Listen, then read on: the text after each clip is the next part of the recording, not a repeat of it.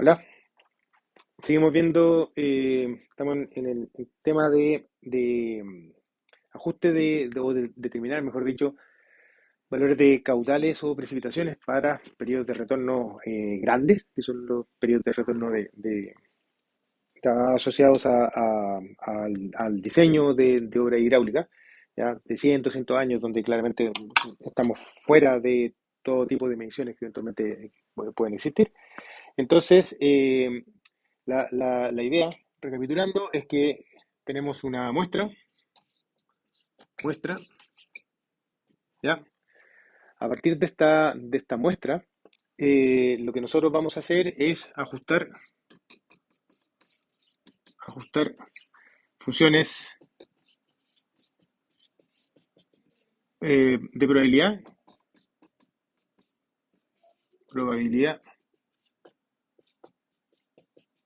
paramétricas,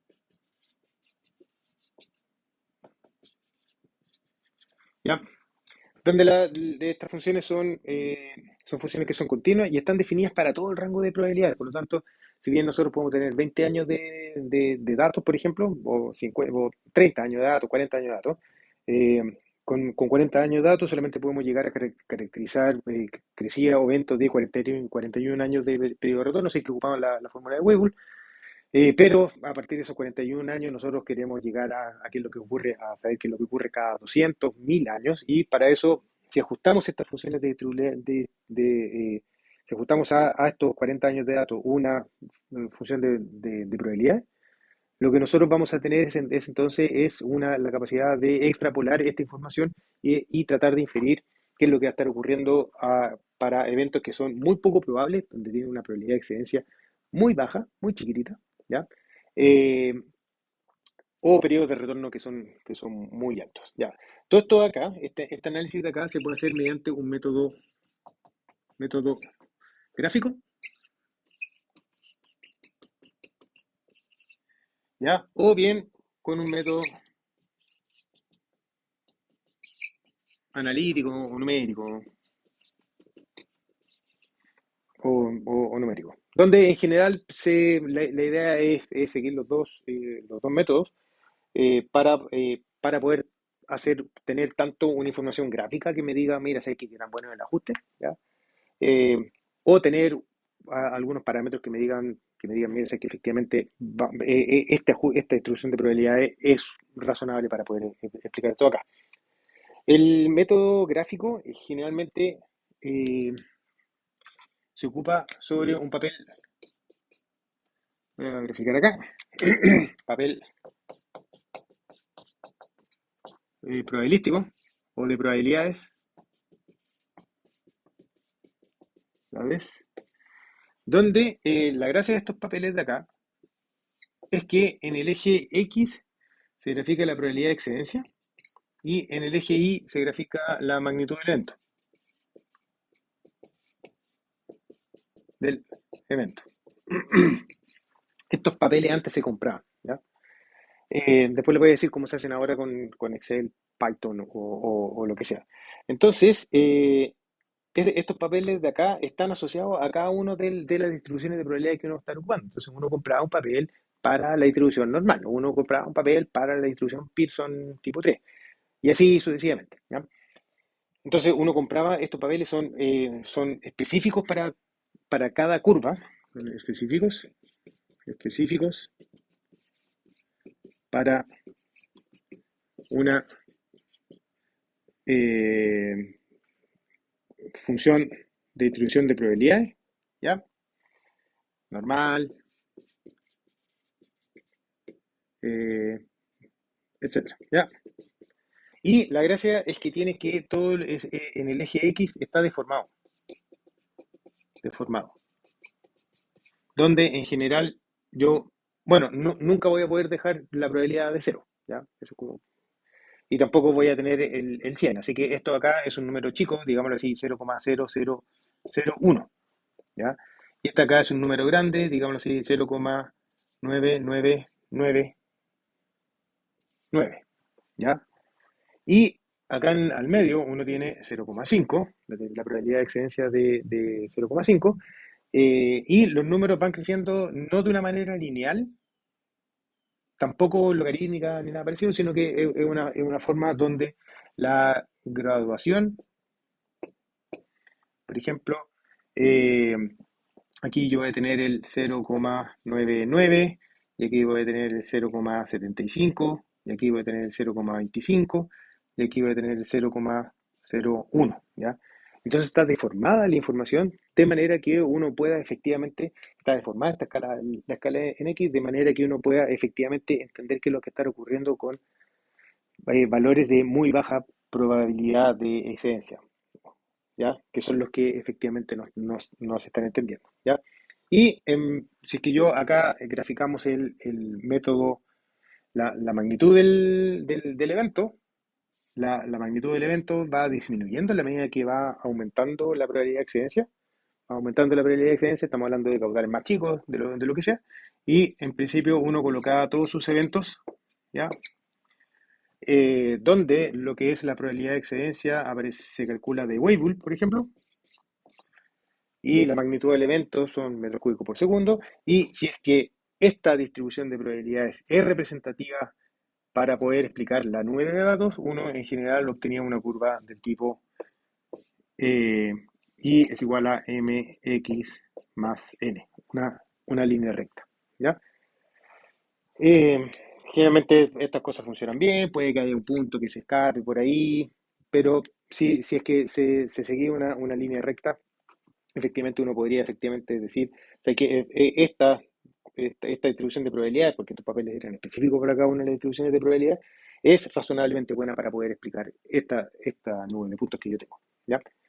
Desde el punto de vista un poco más analítico, o sea, más de computación, uno lo que tiene, vamos a definir lo que es el factor de frecuencia. Factor de frecuencia, A sub T, que está asociado a un periodo de retorno T, ¿ya? O sea, este T no es gratuito, sino que está asociado a un periodo de retorno, ¿ya?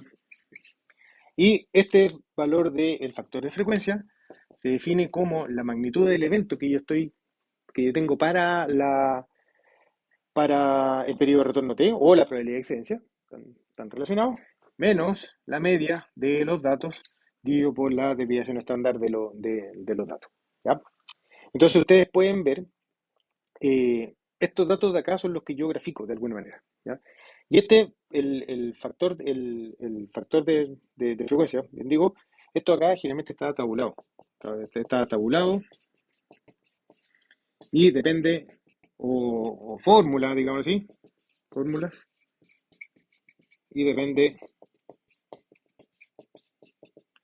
de la probabilidad de excedencia o bien el periodo de retorno que sería 1/t, ¿ya? Entonces yo estoy graficando un periodo de retorno. Con ese periodo de retorno calculo la probabilidad de excedencia y mediante algún tipo de fórmula que están descritas en el apunte, yo entonces calculo cuál sería el factor de frecuencia que está asociado a cada una de estas cosas de acá. Por otro lado, yo voy a tener los datos medidos, ¿ya? Tengo mi caudal que yo asocié al periodo de retorno de 21 años. Tengo mi otro caudal que tengo asociado al periodo de retorno de 10 años. Y esto son la información que yo saco desde los datos. Tengo entonces la media y tengo el sigma y por lo tanto ustedes lo que pueden ver perfectamente que a partir de esta información yo puedo decir de que los caudales o las precipitaciones asociadas a los diferentes periodos de retorno van a ser igual a mu eh, más K sub T por sigma, ¿ya? Entonces efectivamente sigue una línea recta. Yo puedo relacionar de que existe una relación, a partir de este análisis yo encuentro que aparece una relación lineal entre K sub T y el valor de la magnitud del evento físico que nosotros estamos calculando, donde es una línea recta de mu más n, de mu más K sub T por sigma. Por lo tanto, una de las cosas que, si es que yo quiero construir estos papeles, lo que tengo que graficar es la magnitud del evento, no en función de su probabilidad de excedencia, sino que en función del factor de frecuencia que está asociado a la probabilidad de excedencia que yo estoy estudiando. ¿Ya? Y esa es como la trampa para la comillas trampa o la manera que uno tiene para poder efectivamente graficar, generar estos papeles probabilísticos para las diferentes curvas que uno esté trabajando, donde yo lo que tengo que graficar es la magnitud del evento en función de el factor de frecuencia y por lo tanto yo tendría que calcular el factor de frecuencia para los diferentes periodos de retorno que yo tengo y para la función de distribución de probabilidades que yo voy a estar ocupando para verificar si que efectivamente esta, esta función es o no capaz de representar la nube de datos. ¿Ya? Donde aquí, nuevamente, como yo les decía, el XT la, es la magnitud del evento que yo estoy analizando. T es el periodo de retorno asociado a ese evento en particular que se obtiene a partir de Weibull. Y si es que, como se ve aquí, aparece la línea, se ordenan en función de una línea recta, quiere decir entonces de que esta probabilidad, esta función de distribución de probabilidades es capaz de representar los datos que yo tengo eh, de los eventos X sub t. ¿Ya? Entonces, si es que, en pocas palabras, si es que se ve bien, o si es que la bondad del ajuste de esta recta está bien, eh, entonces vamos a tener que voy a poder hacer efectivamente ocupar esta función de distribución de probabilidades para poder calcular para poder ocuparla para rangos de probabilidades de excedencia muy baja o periodos de retorno que sean muy altos. ¿Ya? Alternativamente, el método analítico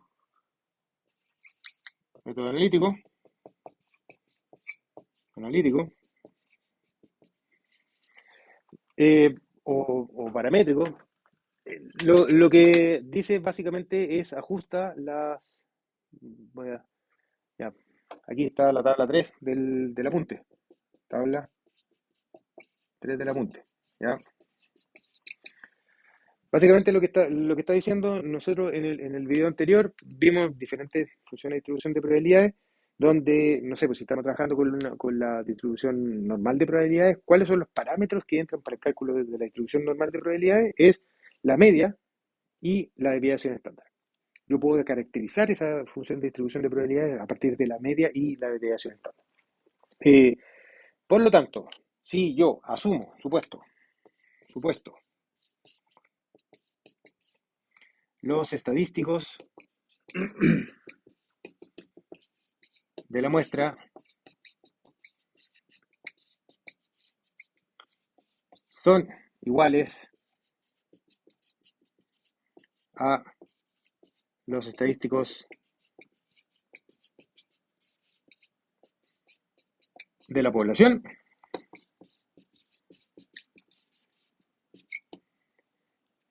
entonces yo voy a tomar el promedio de los datos de la muestra y voy a decir, y voy a tomar la desviación estándar de los datos de la muestra y por lo tanto voy a ocupar la función de distribución de probabilidades normal, ocupando como parámetros de entrada el promedio de la muestra y la desviación estándar de la muestra.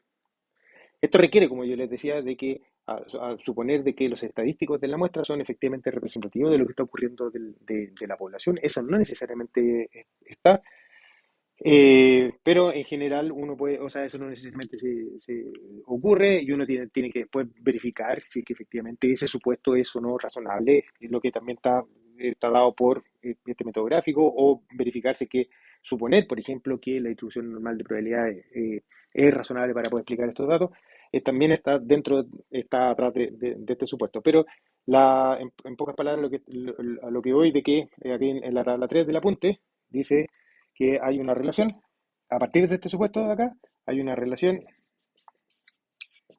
entre parámetros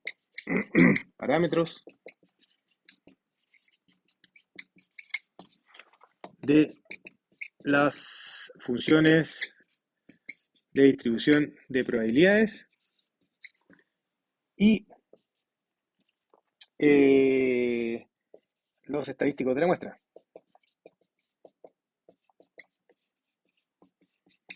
de la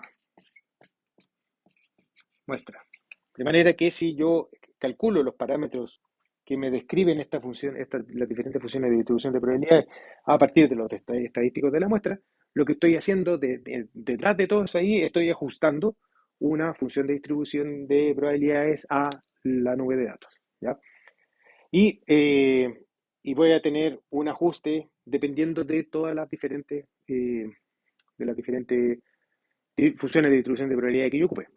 La normal, log normal, la Pearson 3, log Pearson 3, la gamma y una serie de otras cosas. Todas las funciones de distribución de probabilidades que eventualmente yo podría estar jugando. La exponencial, la log normal, la Gumbel, etcétera. Todas las funciones de distribución de probabilidades que yo podría estar ocupando, todas esas funciones de distribuciones dependen de algunos parámetros y yo calculo estos parámetros de acá a partir de los estadísticos de la muestra. Y voy a tener eventualmente diferentes ajustes, ¿ya? Van a haber algunos ajustes que van a ser buenos y otros ajustes que van a ser malos.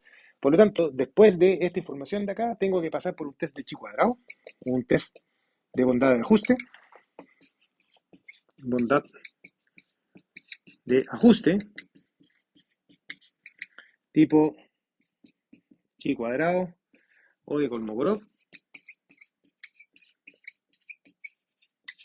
que son los que me permitan definir si es que este ajuste que yo estoy ocupando es o no bueno, ¿ya? De hecho, ni siquiera se dice si es bueno o es malo, sino que si es que, eh, si es que hay o no datos o información suficiente como para definitivamente decir de que este ajuste es malo. ¿Ya? Eso es lo que yo puedo decir. Yo tengo los datos como para decir, mira, sabes que este ajuste es realmente malo. No puedo asegurar de que sea bueno, pero sí te puedo decir de que es malo. Entonces, con eso yo descarto todos los ajustes que son definitivamente malos, ¿ya? Y me quedo con los ajustes que yo no puedo decir de que son malos, sino que por lo menos no son absolutamente malos. Y a partir de esos ajustes es que yo después hago los cálculos que sea necesario para, para poder calcular los valores de los caudales o precipitaciones para periodos de retorno grandes, que no están medidos en la muestra.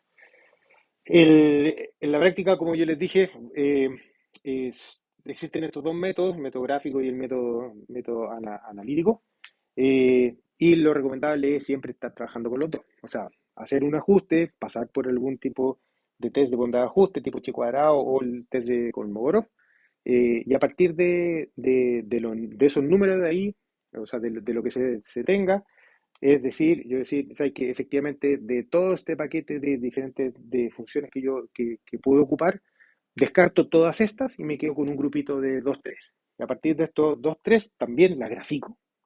Veo cuál es la forma, cómo se comporta, dónde tienen buen comportamiento y dónde tienen mal comportamiento. Y una vez de que tengo toda esa información, tanto desde el punto de vista numérico o analítico como desde el punto de vista gráfico, yo ahora recién ahí puedo comenzar a calcular cuánto vale la magnitud de los eventos para periodos de retorno o probabilidades de excedencia que son los que a mí me interesan. Que en la práctica son extrapolaciones, donde no estoy acá, sino que voy a estar por acá, por el gráfico, y necesito un punto por acá arriba.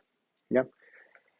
Eh, Eso, conceptos más o menos, insistir, bueno, el factor de frecuencia que yo les decía, que es lo que hay detrás de la construcción de estos papeles de distribución de probabilidades, probabilísticos, que están asociados para diferentes fórmulas que existen.